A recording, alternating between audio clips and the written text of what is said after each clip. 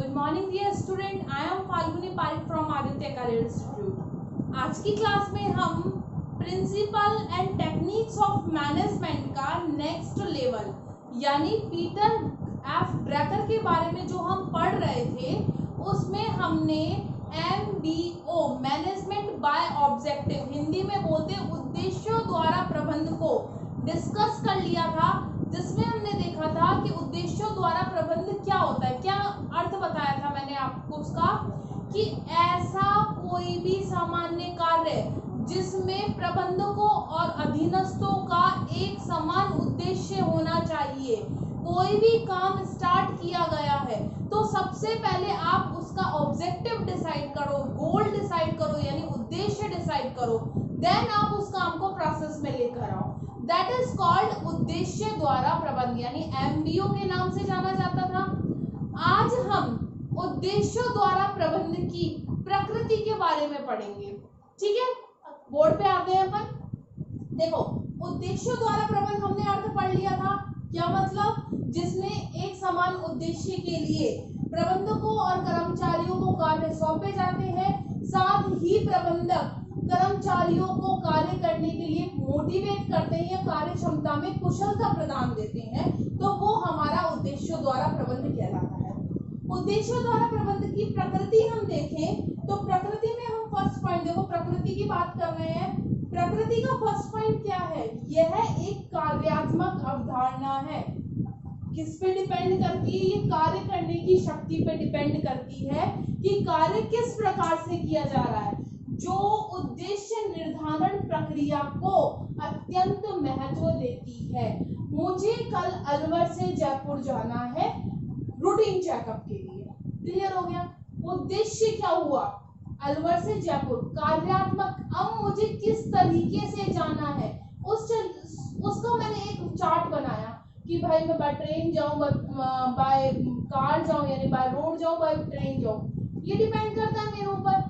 तो कार्यात्मक अवधारणा क्या है, किस तरीके की कार्य प्रणाली को निर्धारित किया गया है, ये उस पर जोर देती है। ये जो कि क्या है, उद्देश्य प्रक्रिया का अत्यंत महत्वपूर्ण भाग है या अत्यंत महत्वपूर्ण है। नेक्स्ट, उद्देश्यों के निर्धारण की प्रक्रिया पर जोर देती है। किस पे जोर देती है ये प्रकृति? उद्देश्यों द्वारा प्रबंध की प्रकृति उद्देश्यों के निर्धारण की प्रक्रिया पर जोर देती है कि आप सबसे पहले उद्देश्यों का निर्धारण करो, ना कि क्रियान्वयन के साधनों पर, ना कि क्रियान्वयन के साधनों पर। अच्छा, क्या मतलब हुआ? मुझे काम कैसे करना है, अभी इस बात पे जोर नहीं दिया जाएगा। मुझे काम क्या करना है, पहले इस बात पे जोर दिया जाएगा। मुझे 12th में अच्छी परसेंटेज से पास होना है, दिस इज माई एम, ये मेरा ऑब्जेक्टिव है।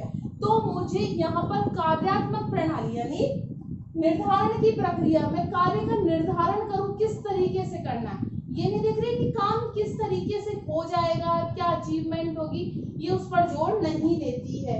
यह है परिणामों की विचारधारा है, यानी ये परिणाम पर रिजल्ट मेकिंग है, यानी रिजल्ट क्या रहेगा, रिजल्ट ओरिएंटेड रहती है। फाइनली आपको रिजल्ट मिलेगा इसमें। यह अवधारणा मानती है लोग जो स्वयं द्वारा निर्धारित उद्देश्यों के प्रति अधिक प्रतिबद्ध होते हैं। मैंने किसी और ने मेरा उद्देश्य निर्धारित कर दिया, मेरे पापा ने कहा मुझे तुम्हें डॉक्टर बनना है। क्या कहा? मेरे पापा ने क्या कहा? तुम्हें डॉक्टर बनना है, ये उनका उद्देश्य है। मैंने कहा कि नहीं मुझे CA बनना है, ये मेरा उद्देश्य है। मैं अब अपने उद्देश्यों पे ज्यादा ध्यान दूंगी इन कंपैरिजन टू मेरे फादर के उद्देश्यों पर। तो इसका क्या रिजल्ट निकला कि ये कैसी है, स्वयं के द्वारा जो उद्देश्य बनाए जाते हैं उस पर अधिक जोर देती है। 4 प्रकार की प्रकृति पढ़ी हमने। कार्यात्मक अवधारणा है, निर्धारण की प्रक्रिया पर जोर देती है, क्रियान्वयन के साधनों पर नहीं देती है, परिणामोन्मुखी है यानी रिजल्ट ओरिएंटेड है। क्या मानती है ये अवधारणा कि स्वयं द्वारा निर्धारित उद्देश्यों के प्रति अधिक प्रतिबद्ध होती है, ना कि दूसरे के उद्देश्यों के प्रति अधिक प्रतिबद्ध होती है। ये तो हमने प्रकृति पढ़ी।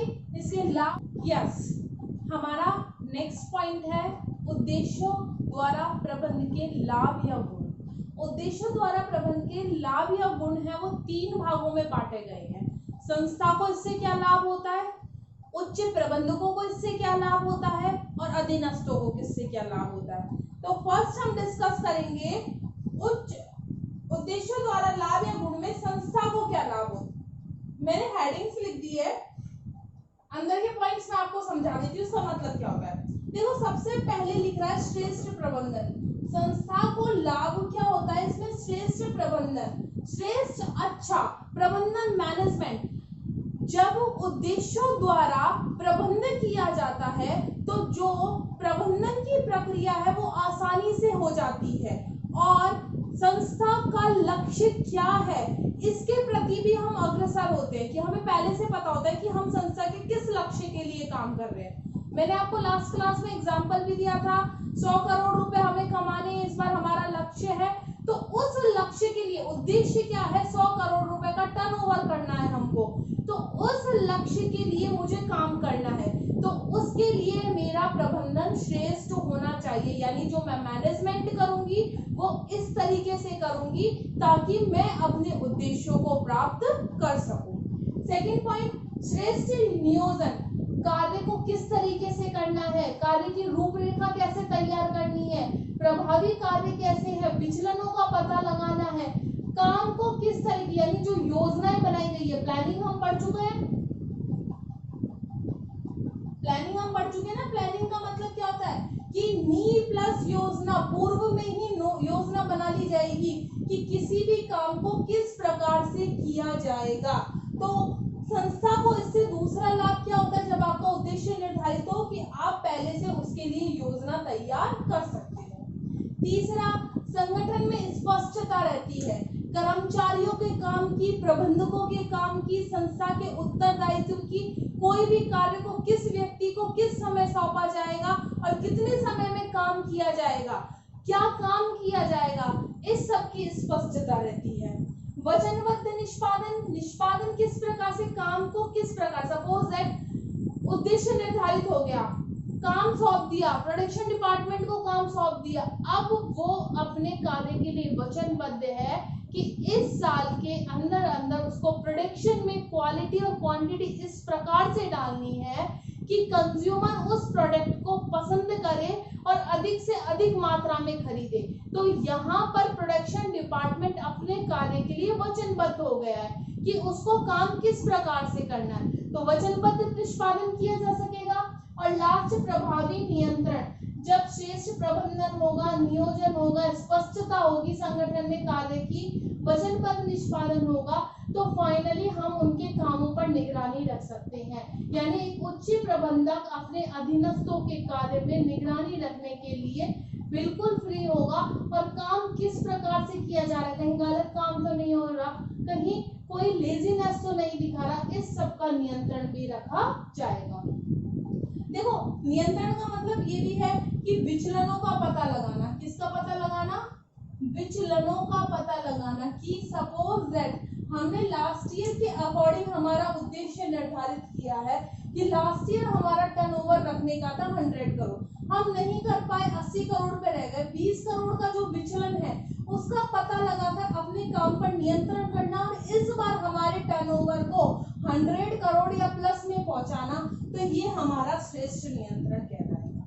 ये लाभ तो हुआ हमारे संस्था के लिए।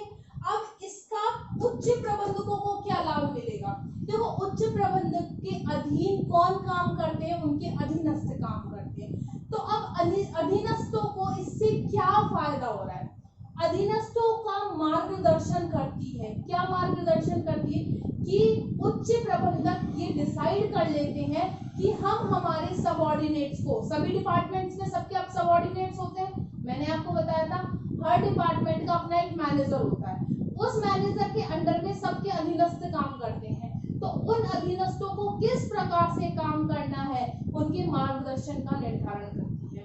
कार्यों के मूल्यांकन का आधार मिल जाता है कि अधीनस्थों के कार्यों का मूल्यांकन कैसे किया जाएगा। मैंने भी आपको बताया ना कि मैंने किसी व्यक्ति को काम सौंपा, क्या उसने कितना काम किया और किस बेहतर प्रणाली से किया, इसका मूल्यांकन आसानी से कर लिया जाता है।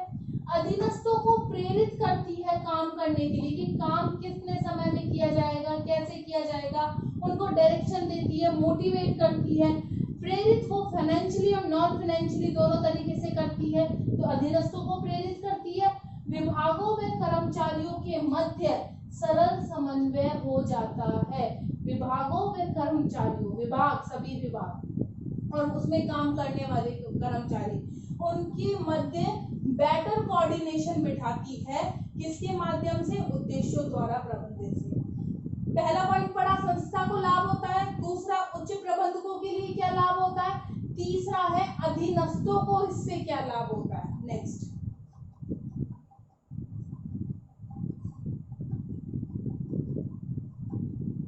देखो आज की क्लास में हम इतना ही पढ़ेंगे। लंबी वीडियो बन जाएगी वो, क्योंकि उस वाला टॉपिक को लूंगी। नेक्स्ट क्लास में आपको अधीनस्थों के लाभ और उद्देश्यों द्वारा प्रबंध की हानियों के बारे में बताकर इस वाले टॉपिक को खत्म कर देंगे और नेक्स्ट व्यू रचनात्मक स्टार्ट करेंगे।